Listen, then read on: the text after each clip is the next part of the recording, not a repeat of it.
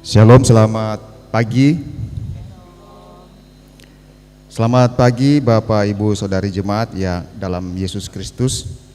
Salam sejahtera untuk kita semua. PMJ dan Majelis Jemaat mengucapkan selamat datang kepada Bapak Ibu Saudari Jemaat. Secara khusus disampaikan kepada jemaat yang baru pertama kali mengikuti ibadah di Jemaat GKI Bethlehem Kuala Kencana.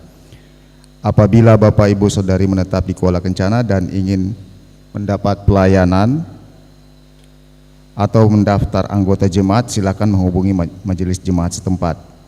Kepada warga jemaat yang akan menjalani cuti di bulan berjalan disampaikan selamat menjalani cuti, dan kepada warga jemaat yang telah kembali dari cuti disampaikan selamat datang dan selamat menjalankan tugas dan kerja.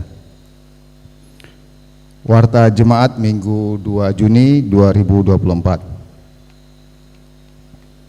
Disampaikan kepada Bapak Ibu Jemaat sekalian bahwa bagi yang rindu bergabung di paduan suara jemaat, disilahkan mengikuti latihan sesuai jadwal.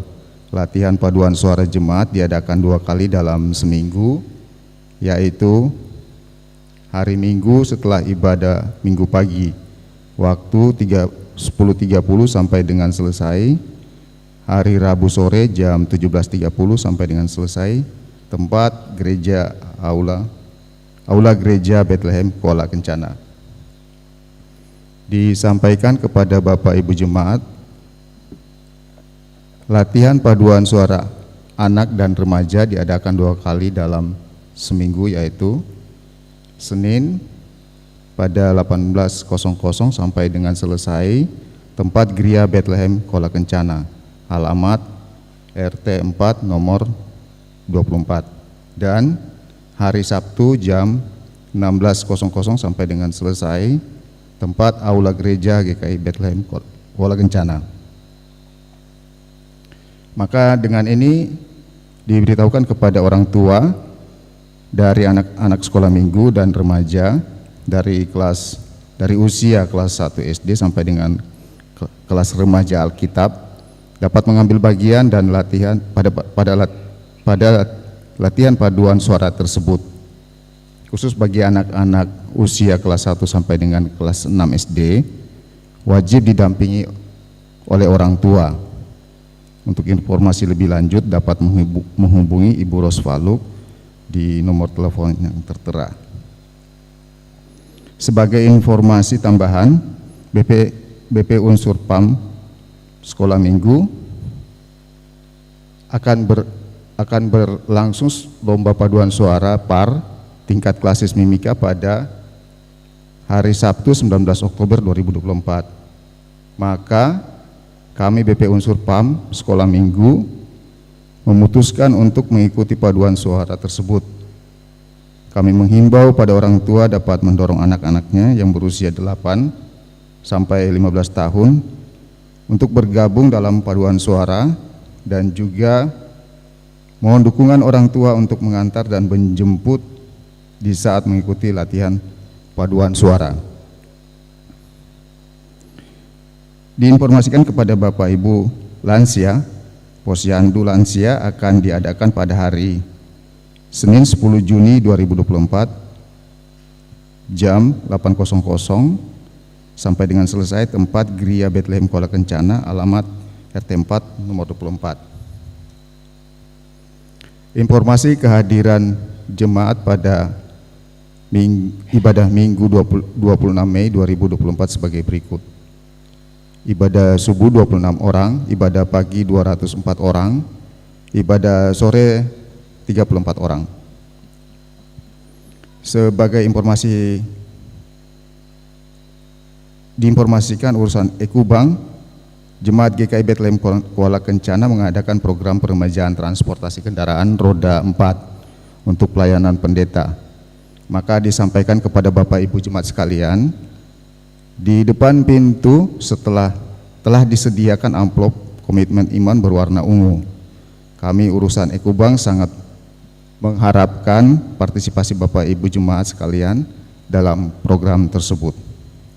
Demi kelancaran, kenyamanan, dan ketertiban ibadah, kami mengimbau Bapak Ibu jemaat sekalian untuk mempersiapkan diri dengan baik untuk beribadah, menyiapkan Alkitab dan mengenakan pakaian yang sopan. Pastikan HP dalam keadaan mode diam selama ibadah berlangsung. Pokok doa khusus amplop persembahan perpuluhan yang akan didoakan dari mimbar diserahkan lebih awal ke majelis yang bertugas di konter saat memasuki ruang gereja agar dapat dicatat dan diteruskan kepada pelayan firman untuk didoakan dari mimbar. Atas nama jemaat dan PHMJ menyampaikan terima kasih kepada pelayan firman Bapak Penatua Edward Utayan, Kantoria Paduan Suara Jemaat, admin tim multimedia, organis yang mengisi pujian, kostor, sopir bis, dan Bapak Ibu jemaat sekalian. Demikian warta pagi ini. Terima kasih atas perhatiannya. Selamat beribadah, Tuhan Yesus memberkati.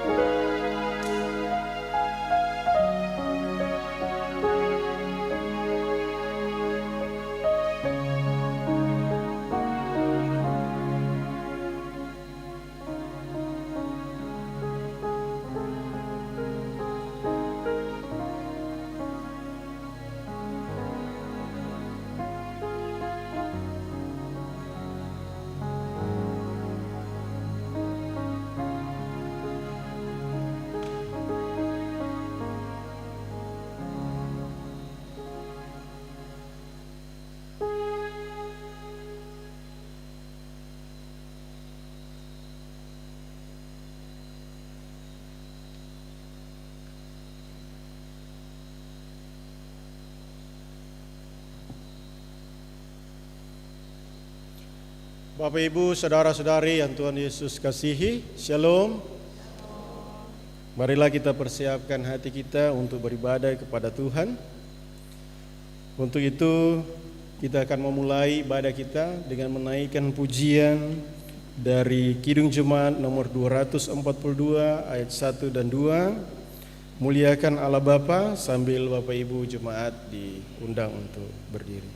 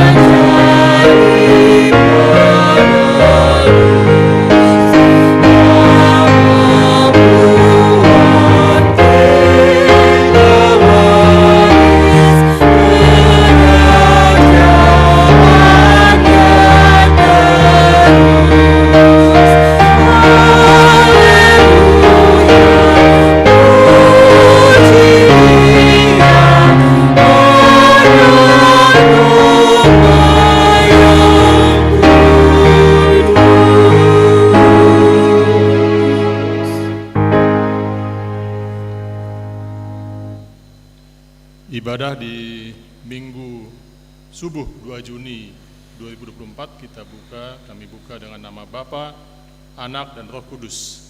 Amin. Kasih karunia dan damai sejahtera atas jemaat dari Allah Bapa, Tuhan Yesus Kristus, dan Roh Kudus.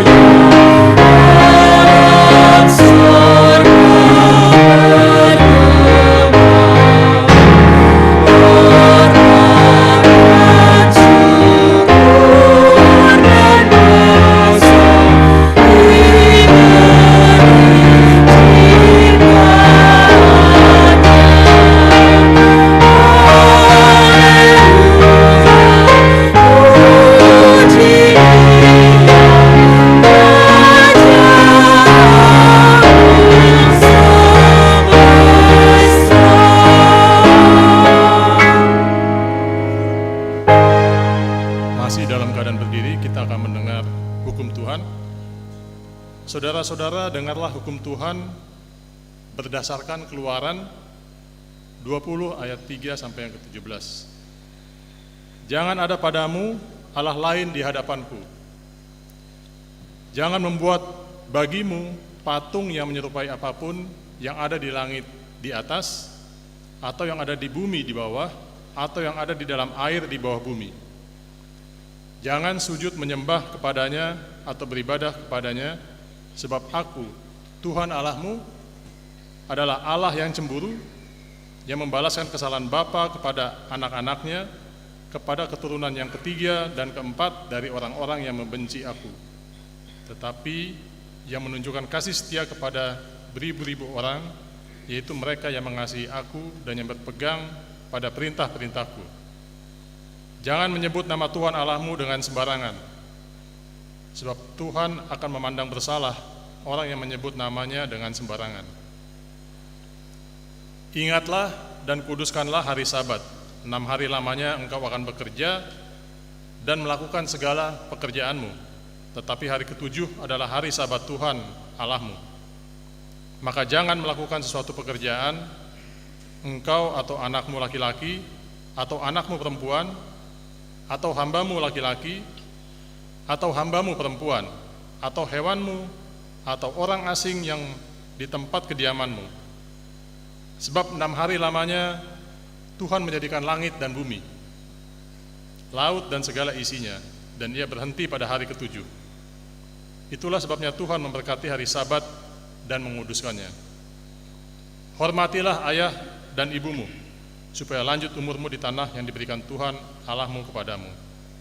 Jangan membunuh, jangan berzina, jangan mencuri, jangan mengucapkan saksi dusta tentang sesamamu, jangan mengingini rumah sesamamu, jangan mengingini istrinya atau hambanya laki-laki, atau hambanya perempuan, atau lembunya, atau keledainya, atau apapun yang dipunyai sesamamu. Jemaat dipersilakan duduk kembali.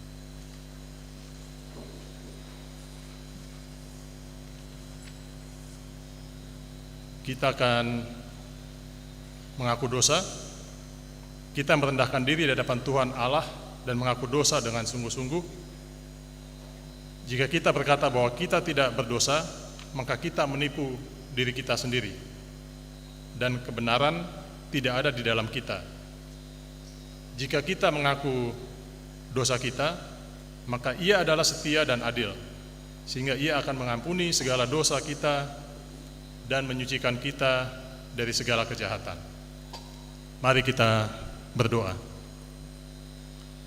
Ya Tuhan, Bapa kami di surga, yang kami puji dan sembah di dalam Yesus Kristus, kembali kami datang ke hadirat-Mu ya Bapa. Kami hendak mengaku akan dosa dan pelanggaran kami. Kami telah berbuat dosa Tuhan, lewat perkataan, lewat pikiran, lewat perbuatan kami. Kami bahkan kerap menyesal dan kerap melakukannya kembali Tuhan. Bahkan kami kerap menyembunyikannya, walaupun kami tahu bahwa Engkau mengetahui segala sesuatu perbuatan kami. Ampuni kami akan kelemahan kami ini Tuhan.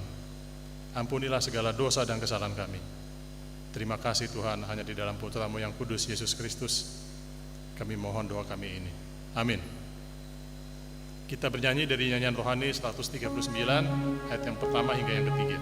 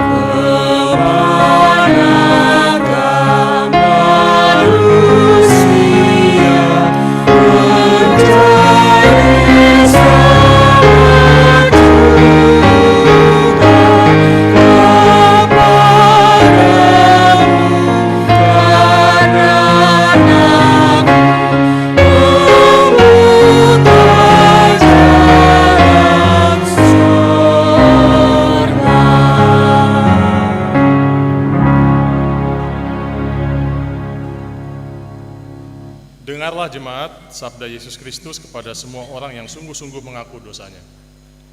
Barang siapa datang kepadaku, ia tidak akan kubuang. Yohanes 6 ayat 37b.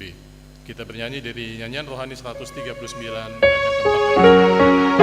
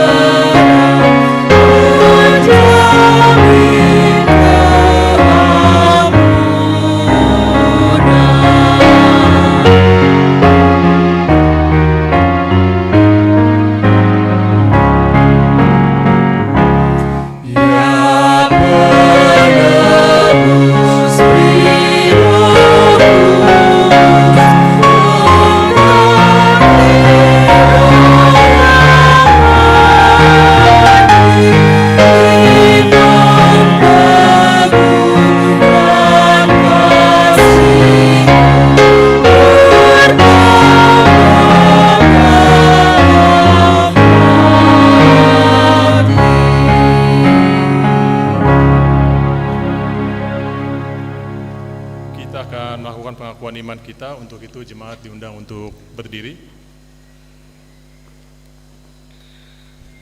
Dalam persekutuan dengan gereja Tuhan dari segala zaman dan di segala tempat, kita mengaku bersama-sama kepercayaan kita sesuai dengan pengakuan iman rasuli.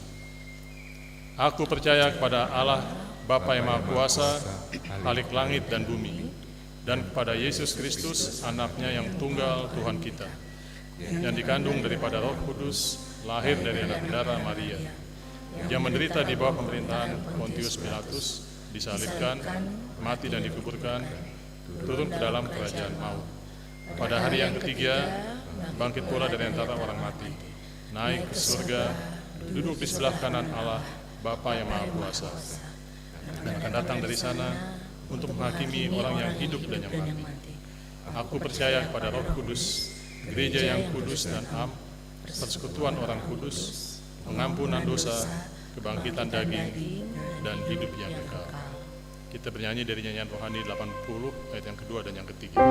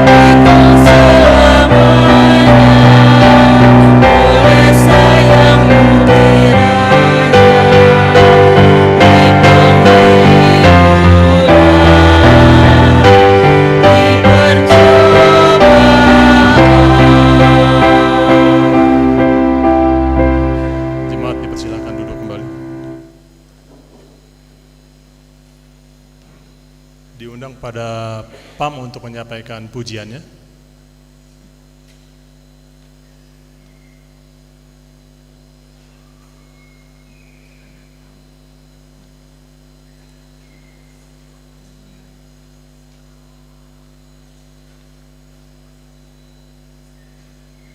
Baik, kalau tidak ada, kita lanjut dengan kita masuk dalam pemberitaan firman.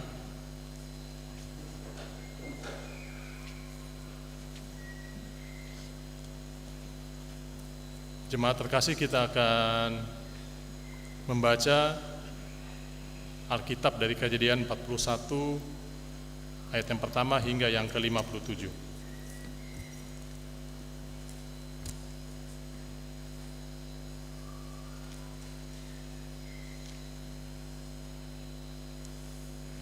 Kejadian 41 ayat yang pertama hingga yang ke-57. Jika jemaat semua sudah mendapatkannya, mari kita berdoa sebelum membaca firman ini. Ya Tuhan, kembali kami datang ke hadapan-Mu. Kami hendak membaca sebagian dari firman kebenaran-Mu ya Tuhan. Untuk itu kami mohon ya Tuhan, kuasailah hati dan pikiran kami. Biarlah kiranya pengertian-Mu yang terjadi atas bacaan ini, dan janganlah pikiran kami. Tuntun kami ya Roh Kudus. Terima kasih Tuhan, yang di dalam Yesus Kristus kami berdoa. Amin. Bacaan kita ini ada dua perikop, dari ayat pertama hingga 57. Kita akan baca secara bergantian. Saya akan membaca ayat yang pertama, lalu jemaat sekalian akan membaca ayat yang berangka genap. Dengan perikop yang pertama, mimpi Fir'aun. Setelah lewat 2 tahun lamanya, bermimpilah Fir'aun bahwa ia berdiri di tepi sungai Nil.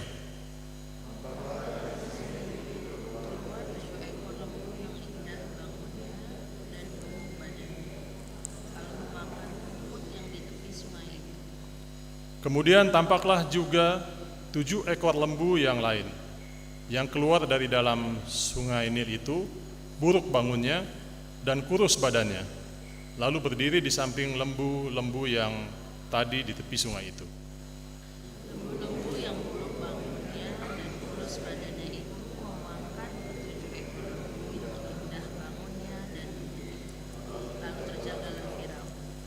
Setelah itu ia tertidur pulalah ia dan bermimpi kedua kalinya. Tampak timbul dari satu tangkai 7 bulir gandum yang bernas dan baik. Tetapi kemudian tampaklah juga 7 bulir gandum yang kurus dan layu oleh angin timur. Bulir yang kurus itu menelan ke-7 butir yang bernas dan berisi tadi. Lalu terjagalah Fir'aun, agaknya ia bermimpi. Pada waktu pagi gelisahlah hatinya, lalu suruhnyalah memanggil semua ahli dan semua orang berilmu di Mesir. Firaun menceritakan mimpinya kepada mereka, tapi seorang pun tidak mengartikannya kepadanya. Lalu berkatalah kepala juru minuman kepada Fir'aun, hari ini aku merasa perlu menyebutkan kesalahanku yang dahulu. Waktu itu tuanku Firaun murka kepada pegawai-pegawainya dan menahan aku dalam rumah pengawal istana, beserta dengan kepala juru roti. Pada satu malam juga kami bermimpi, aku dan kepala juru roti itu, masing-masing mempunyai mimpi dengan artinya sendiri. Bersama-sama dengan kami ada di sana seorang muda Ibrani, hamba kepala pengawal istana itu. Kami menceritakan mimpi kami kepadanya, lalu diartikannya kepada kami mimpi kami masing-masing. Dan seperti yang diartikannya itu kepada kami, demikianlah pula terjadi. Aku dikembalikan ke dalam pangkatku dan kepala juru roti itu digantung. Kemudian Firaun menyuruh memanggil Yusuf. Segeralah ia dikeluarkan dari tutupan. Ia bercukur dan berganti pakaian, lalu pergi menghadap Firaun. Berkatalah Fir'aun kepada Yusuf, aku telah bermimpi dan seorang pun tidak ada yang dapat mengartikannya. Tetapi telah kudengar tentang engkau, hanya dengan mendengar mimpi saja engkau dapat mengartikannya. Yusuf menyahut Firaun, bukan sekali-sekali aku, melainkan Allah juga yang akan memberitakan kesejahteraan kepada tuanku Firaun. Lalu berkatalah Fir'aun kepada Yusuf, dalam mimpiku itu aku berdiri di tepi sungai Nil. Lalu tampaklah dari sungai Nil itu keluar 7 ekor lembu yang gemuk badannya dan indah bentuknya, dan makan rumput yang di tepi sungai itu. Tetapi kemudian tampaklah juga keluar 7 ekor lembu yang lain. Kulit pemalut tulang, sangat buruk bangunnya dan kurus badannya. Tidak pernah kulihat yang seburuk itu di seluruh tanah Mesir. Lembu yang kurus dan buruk itu memakan ke-7 ekor lembu gemuk yang mula-mula. Lembu-lembu ini masuk ke dalam perutnya, tetapi walaupun telah masuk ke dalam perutnya, tidaklah kelihatan sedikit pun tandanya, bangunnya tetap sama buruknya seperti semula. Lalu terjagalah aku. Selanjutnya dalam mimpiku itu, kulihat timbul dari satu tangkai 7 bulir gandum yang berisi dan baik. Tetapi kemudian tampaklah juga tumbuh 7 bulir yang kering, kurus dan layu oleh angin timur. Bulir yang kurus itu memakan ke-7 bulir yang baik tadi. Telah kuceritakan hal ini kepada semua ahli, tapi seorang pun tidak ada yang dapat menerangkannya kepadaku. Lalu kata Yusuf kepada Fir'aun, kedua mimpi tuanku Fir'aun itu sama. Allah telah memberitahukan kepada tuanku Fir'aun apa yang hendak dilakukannya. 7 ekor lembu itu ialah 7 tahun, dan ke-7 bulir gandum yang baik itu ialah 7 tahun juga. Kedua mimpi itu sama. Ketujuh ekor lembu yang kurus dan buruk yang keluar kemudian, maksudnya 7 tahun. Demikian pula ke-7 butir gandum yang hampa dan layu oleh angin timur itu maksudnya akan ada 7 tahun kelaparan. Inilah maksud perkataanku. Ketika aku berkata kepada tuanku Firaun, Allah telah memperlihatkan kepadaku Firaun apa yang hendak dilakukannya. Ketahuilah tuanku akan datang 7 tahun kelimpahan di seluruh tanah Mesir.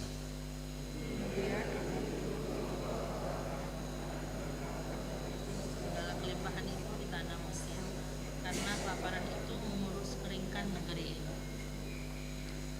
Sesudah itu akan tidak kelihatan lagi bekas kelimpahan di negeri ini karena kelaparan itu, sebab sangat hebatnya kelaparan itu. Kedua kali mimpi itu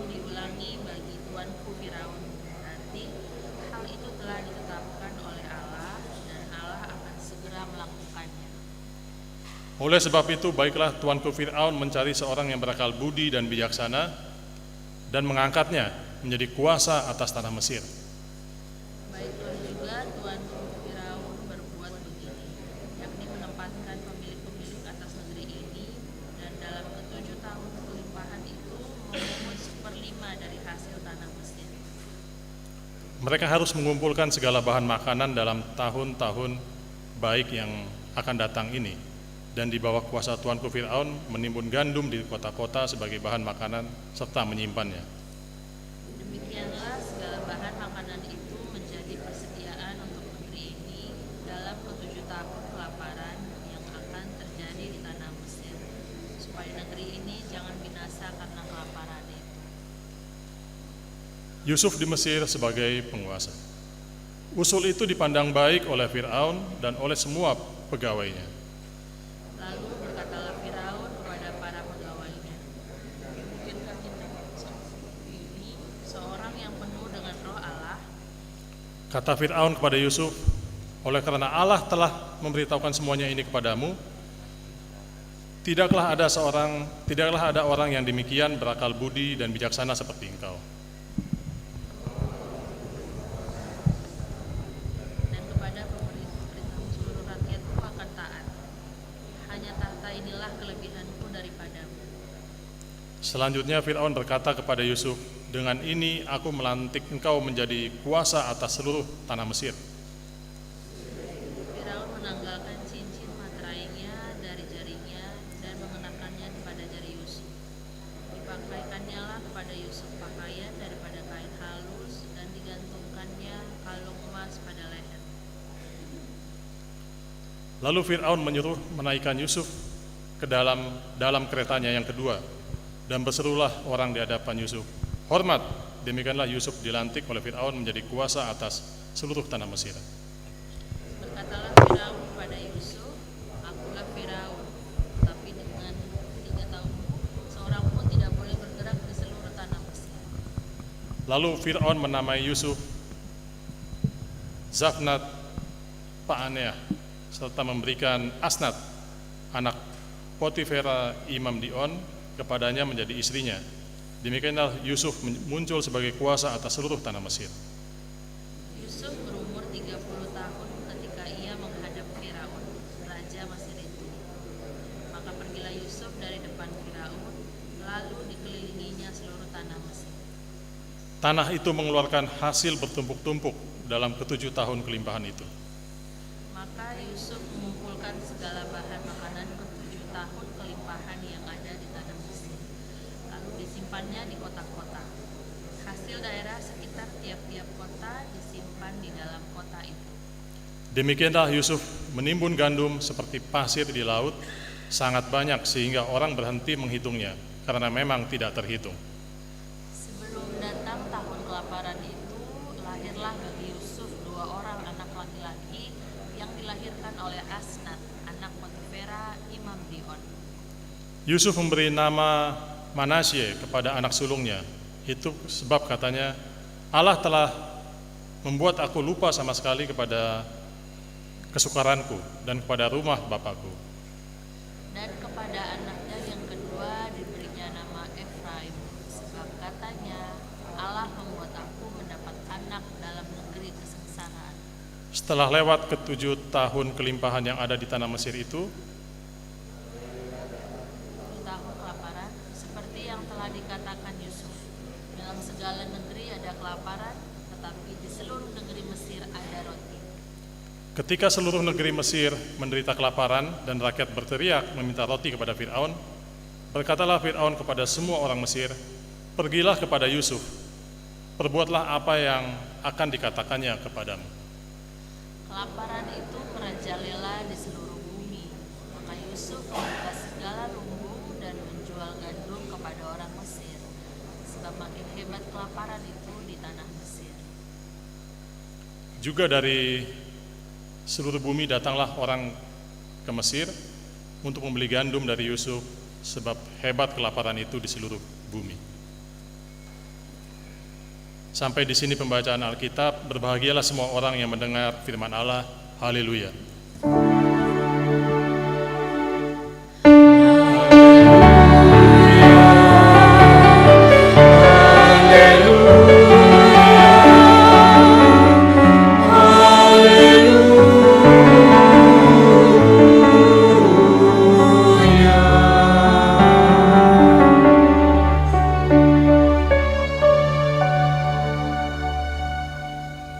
Shalom jemaat yang terkasih. Hari ini kita akan belajar dari seorang pribadi yang bernama Yusuf. Yusuf adalah anak dari Yakub. Kisah Yusuf ini terjadi pada masa dinasti Mesir, yang saat itu merupakan salah satu kota dengan peradaban paling maju dan berpengaruh di bawah kepemimpinan Fir'aun. Bacaan mengenai Yusuf dalam Kejadian pasal 41 tidak bisa lepas dari pasal-pasal sebelumnya, di mana kisah di dalam pasal 41 dimulai dari perasaan iri saudara-saudaranya yang lalu hendak membunuhnya, tetapi akhirnya dijual kepada pedagang Midian yang kemudian membawanya ke tanah Mesir. Yusuf mengalami berbagai peristiwa yang sulit, termasuk difitnah oleh istri Potifar dan dipenjarakan. Meskipun demikian, Yusuf tetap setia kepada Tuhan dan Tuhan tetap menyertainya dalam segala situasi, sebagaimana bisa dilihat pada Kejadian 39. Waktu Yusuf di penjara, ia menafsirkan mimpi juru minuman dan juru roti Fir'aun, seperti bisa dilihat dalam Kejadian 40. Dan ia menafsirkan kedua mimpi dari juru minuman dan juru roti itu dengan benar. Dan 2 tahun kemudian setelah kejadian itu, Fir'aun sendiri yang mendapatkan mimpi. Ia mendapatkan mimpi 2 kali. Seperti yang telah kita baca, yang pertama tentang 7 lembu gemuk dan 7 yang kurus. Dan mimpi yang kedua adalah tentang 7 butir gandum yang penuh atau bagus dan 7 yang kurus. Fir'aun gelisah, ia ingin mendapatkan tafsir dari mimpinya itu, tetapi tidak ada yang bisa, termasuk orang-orang pintar, ahli ataupun ahli-ahli nujumnya. Juru minuman Fir'aun akhirnya mengingat Yusuf kembali, hingga akhirnya ia dipanggil untuk mengartikan dari mimpinya ini. Kemudian Yusuflah yang menjelaskan arti mimpi tersebut, dan ia menjawab bahwa semua itu datang dari Allah, bukan dirinya, seperti yang bisa dilihat dalam percakapan dalam ayat 15 dan 16. Pada ayat 15, Fir'aun berkata kepada Yusuf bahwa ia telah mendengar tentang Yusuf. Hanya dengan mendengar mimpi saja engkau dapat mengartikannya. Namun Yusuf menjawab bahwa Allah yang memberi jawaban itu. Bukan sekali-kali aku, melainkan Allah yang akan memberitakan kesejahteraan kepada tuanku Fir'aun. Ini mirip dengan kejadian dalam kitab Daniel pasal yang kedua, saat Raja Babel Nebukadnezar bertanya kepada Daniel, apakah Daniel sanggup memberitahukan kepadanya mimpi yang telah dilihatnya itu dengan maknanya juga.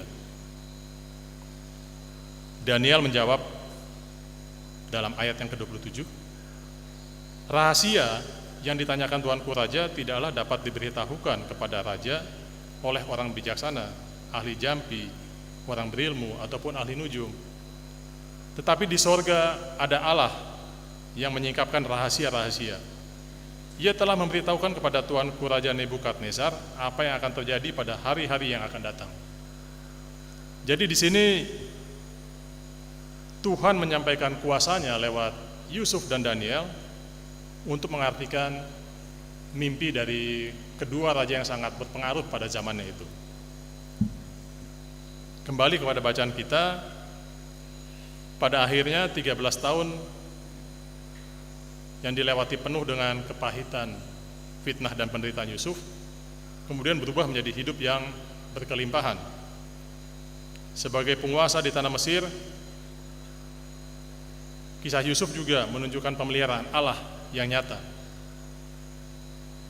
Meskipun Yusuf mengalami banyak penderitaan dan ketidakadilan, Tuhan menggunakan situasi tersebut untuk tujuan yang lebih besar, yaitu menyelamatkan banyak orang dari kelaparan dan mengangkat Yusuf ke posisi yang berkuasa. Kisah Yusuf ini juga terkait dengan janji Allah kepada Abraham mengenai keturunannya yang akan menjadi bangsa besar dan berkat bagi banyak bangsa. Yusuf melalui posisinya di tanah Mesir menjadi alat bagi penggenapan janji ini. Kemampuan Yusuf untuk menafsirkan mimpi adalah bukti dari hikmat dan kuasa Allah yang bekerja melalui dirinya. Ini menunjukkan bahwa Tuhan adalah penguasa atas semua kejadian dan bahwa hikmat sejati hanya berasal dari Tuhan saja. Jemaat sekalian, tema dari sinode untuk bacaan kita hari ini adalah misi pemulihan dan pemberdayaan bangsa-bangsa. Kalau di bacaan sebelumnya juga terkait dengan pemberdayaan lewat doa jemaat. Sekarang kita melihat dari bacaan 41 ayat pertama yang ke-57 mengenai Yusuf. Nah, bagaimana penerapan dari ayat yang baru kita baca tadi terkait dengan tema yang ada mengenai misi pemulihan dan pemberdayaan bangsa-bangsa ini? Di sini yang pertama adalah dengan menjadi pribadi yang sabar, berani, setia, teguh pada iman dalam menghadapi tantangan. Yusuf berusia 17 tahun ketika dijual sebagai budak oleh kakak-kakaknya. Tadi 13 tahun dia hidup sebagai budak dan ditambah 2 tahun terakhir ia hidup di dalam penjara. Ia menghadapi banyak tantangan dan kesulitan, namun ia tetap setia, tetap teguh. Tidak tergoda untuk beralih ke raja yang lain, mencari tuntunan yang lain, tidak. Ia tetap setia kepada Tuhan. Bahkan atas keberhasilannya kepada Tuhan,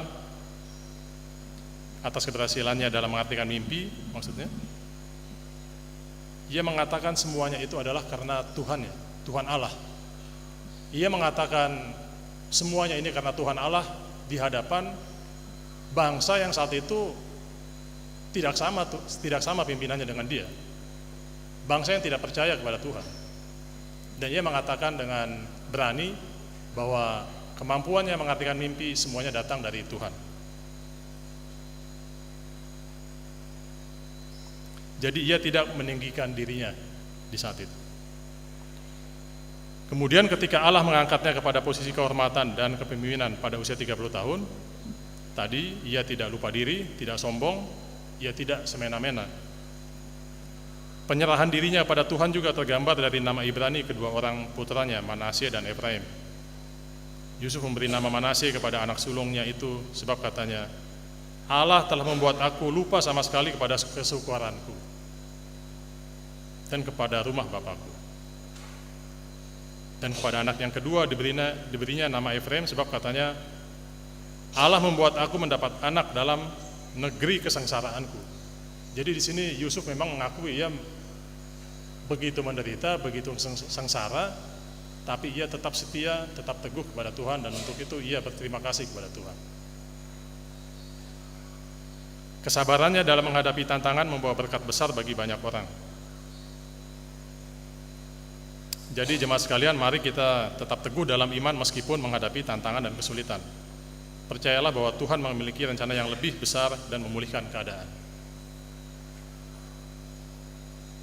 Yang kedua terkait dengan tema kita adalah kita sebagai pribadi agar berakal budi dan bijaksana dalam kehidupan kita dan terus mengandalkan Tuhan. Ini terkait dengan perikop yang kedua, di mana Yusuf menjadi penguasa kedua di Mesir karena hikmat dan kemampuan yang diberikan Tuhan kepadanya. Pada ayat yang ke-44, Fir'aun berkata, dengan tidak setahumu, seorang pun tidak boleh bergerak di seluruh tanah Mesir. Dengan tidak setahumu, tidak boleh seorang pun bergerak di seluruh tanah Mesir. Jadi kekuasaan yang luar biasa, benar-benar luar biasa yang diberikan oleh Fir'aun kepada Yusuf. Dan ini semua bermula dari Allah yang telah memberikan hikmat kepadanya untuk menafsirkan mimpi dari Fir'aun. Kepemimpinan Yusuf membawa pemulihan dan kesejahteraan bagi Mesir dan bangsa-bangsa di sekitarnya selama masa kelaparan. Di sini Yusuf tidak hanya menyelamatkan Mesir, tapi juga bangsa-bangsa lain yang datang ke Mesir untuk mencari makanan selama masa kelaparan. Jadi pesannya di sini adalah bahwa kita dituntut untuk menjadi pemimpin yang bijaksana dan bertanggung jawab dalam pekerjaan kita. Gunakan hikmat dari Tuhan untuk membuat suatu keputusan yang tidak hanya menguntungkan organisasi, kelompok, atau bangsa kita sendiri, tetapi juga menolong orang atau bangsa lain. Tadi pengertian pemimpin di sini banyak ya, dalam arti bisa sebagai kepala keluarga, kita sebagai kepala di lingkungan sosial kita, di perusahaan, ataupun kita ini sebagai pemimpin atas pribadi kita sendiri. Jika mayoritas dari pribadi kita ataupun kelompok bisa dengan memiliki akal budi dan bijaksana, tentunya ini akan memiliki dampak yang besar dalam skala negara ataupun bangsa.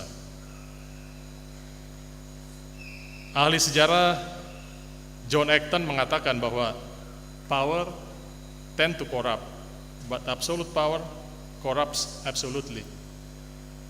Bahwa kekuasaan cenderung korup dan kekuasaan yang absolut pasti korup.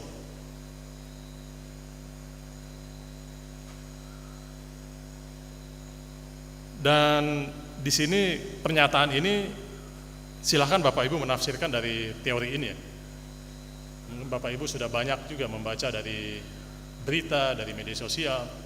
Apakah teori ini benar? Kalau saya meyakini hampir 95% mungkin benar ya. Tapi ini tidak untuk Yusuf, karena imannya kepada Tuhan. Dia tidak berusaha untuk menggunakan kekuasaan yang diperolehnya untuk memperkaya dirinya, tidak. Tapi ia dengan bijaksana membagi-bagikan apa yang telah menjadi perintah dari Tuhan untuk ia lakukan.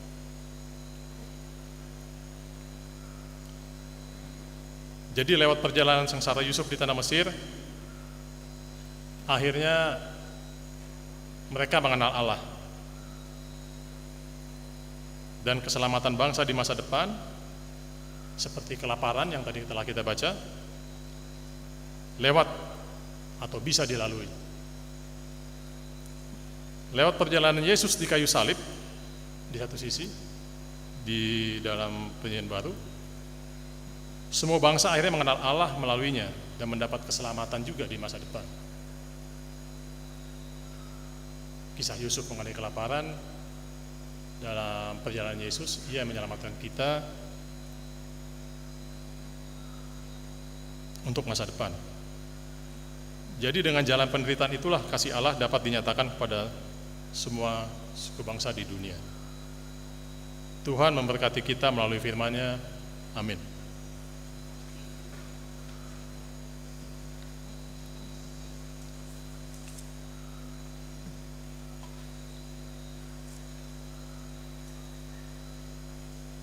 Sekali lagi diberi kesempatan kepada PAM untuk menyampaikan pujiannya.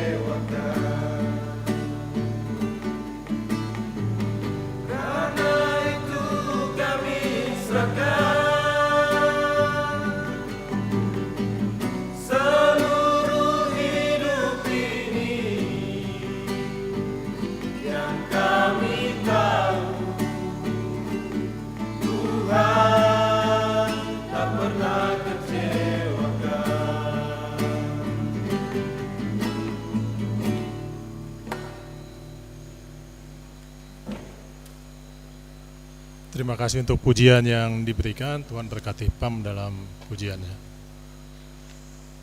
Jemaat sekalian, kita akan masuk dalam persembahan. Sebelum jemaat memberikan persembahan, dengarlah firman Tuhan. Hendaklah masing-masing memberikan menurut kerelaan hatinya. Jangan dengan sedih hati atau karena paksaan, sebab Allah mengasihi orang yang memberi dengan sukacita. 2 Korintus 9 ayat yang ke-7. Kita bernyanyi dari nyanyian rohani 129 yang ayat yang pertama hingga ke-9. Tuhan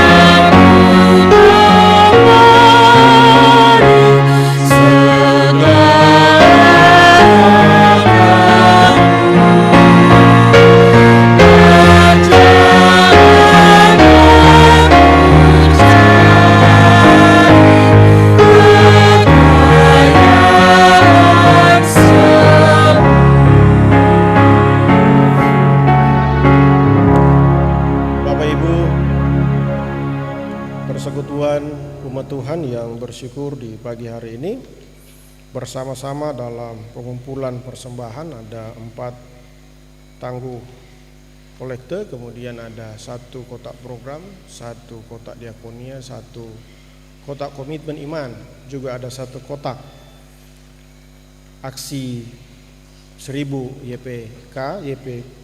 Kemudian di tengah-tengah persekutuan ini juga ada 1 amplop persembahan pengucapan syukur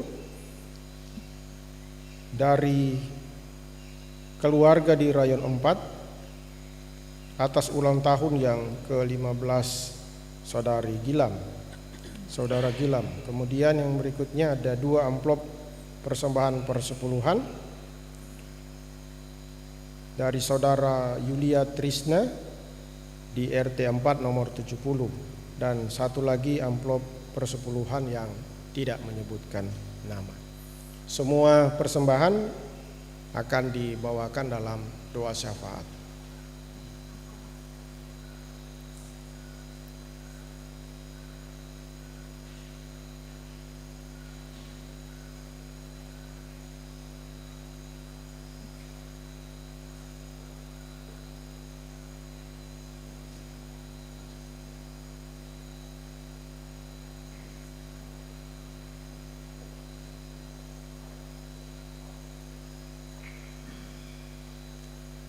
Jemaat, mari kita berdoa. Tuhan Bapa kami di surga, Allah yang kami puji, yang kami sembah dalam Yesus Kristus, kami mengucap puji dan syukur padamu Tuhan untuk firman yang telah kami baca mengenai pribadi Yusuf Tuhan. Tuhan, berkatilah segenap kami agar kami boleh menjadi pelaku firman-Mu yang baik Tuhan, boleh memiliki budi pekerti, boleh bijaksana, boleh terus tetap setia, boleh terus tetap teguh pada iman kami terhadap-Mu Tuhan. Mampukan kami juga untuk menjadi pemimpin-pemimpin yang baik Tuhan, baik sebagai pribadi maupun sebagai pemimpin di keluarga, kelompok sosial maupun organisasi yang lain Tuhan. Terima kasih Tuhan. Dan dalam doa syafaat ini juga kami berdoa Tuhan bagi persembahan yang telah terkumpul. Tuhan berkati persembahan ini, kiranya untuk terus boleh menjadi persembahan yang baik di hadapan-Mu, boleh kami kelola dengan baik untuk memuji dan menjadi kehormatan bagi Engkau saja ya Tuhan. Tuhan, jemaat juga secara pribadi telah menyampaikan ungkapan syukurnya lewat amplop atas nama Gilam Marante yang telah berulang tahun Tuhan, yang ke-15. Tuhan berkati anak Gilam dalam pertumbuhannya, dalam sekolahnya, dalam kesehatan. Tuhan berkati ia dengan kepintaran, kiranya pendidikan yang ia jalani boleh terus membawa kesuksesan dan ia boleh mengikuti pendidikan ini dengan baik ya Tuhan. Tuhan, jemaat juga telah menyampaikan amplop persepuluhan dari Ibu Yulia Trisna RT 4 nomor 70 Tuhan, dan juga dari pribadi yang tidak menyebutkan namanya. Tuhan, kembali Engkau berkati mereka telah menyampaikan persembahan secara khusus ini. Engkau mengetahui apa yang menjadi harapan mereka Tuhan, dan biarlah kiranya atas kuasa-Mu saja, atas kehendak-Mu, kiranya apa yang mereka harapkan ini boleh sesuai dengan kehendak-Mu itu ya Tuhan. Tuhan, kami juga berdoa bagi jemaat-jemaat kami yang sedang sakit, bagi Pak Jimmy Rumainum yang sedang sakit, bagi Ibu Diana Mas Nandifu, bagi Pak Herman Rumere, bagi Ibu Nancy Anto, dan juga orang tua dari Bapak Sasro, ibunya Tuhan, dan juga pemulihan bagi Pak Ferdi Abdullah. Tuhan, berkatilah pengobatan, perawatan yang sedang mereka jalani. Tuhan, berkati makanan minuman mereka, Kami meyakini Tuhan hanya lewat berkat dan kuasa-Mu boleh ada kesembuhan sempurna dari sakit penyakit mereka ini. Terima kasih Tuhan. Tuhan juga kembali berkati segenap pimpinan Tuhan dari pusat maupun daerah. Tuhan berkati segenap pimpinan PT Freeport Indonesia maupun kontraktor. Tuhan berkati segenap pimpinan di lingkungan sosial. Tuhan berkati pimpinan di setiap keluarga. Kembali Tuhan, kami berharap harga lewat berkat, lewat kuasa-Mu boleh ada akal budi, boleh ada kebijaksanaan dalam mereka menjalani aktivitas mereka ya Tuhan. Biarlah hikmat, biarlah kiranya kebesaran nama-Mu, kemuliaan-Mu boleh tergambar lewat kepemimpinan mereka. Terima kasih Tuhan, Tuhan kiranya ampuni segala dosa dan kesalahan kami. Hanya di dalam Putra-Mu yang kudus, Yesus Kristus, kami berdoa dan mengucap syukur. Amin.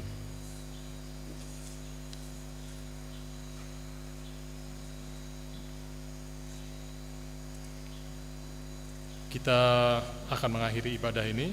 Kita bernyanyi dari nyanyian rohani nomor 127 ayat yang pertama dan yang kedua. Ayat yang pertama dalam keadaan duduk, ayat yang kedua dalam keadaan berdiri.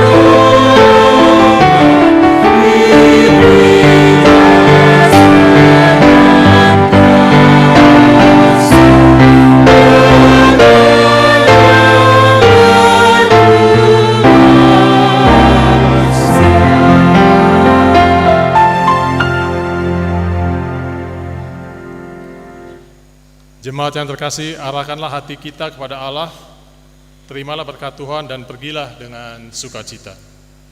Tuhan memberkati engkau dan melindungi engkau. Tuhan menyinari engkau dengan wajah-Nya dan memberi engkau kasih karunia.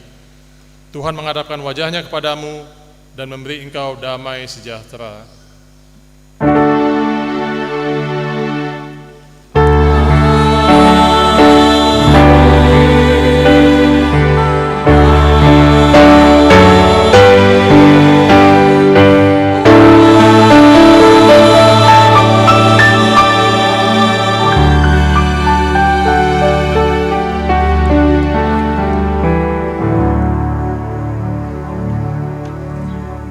Selesai, silakan jemaat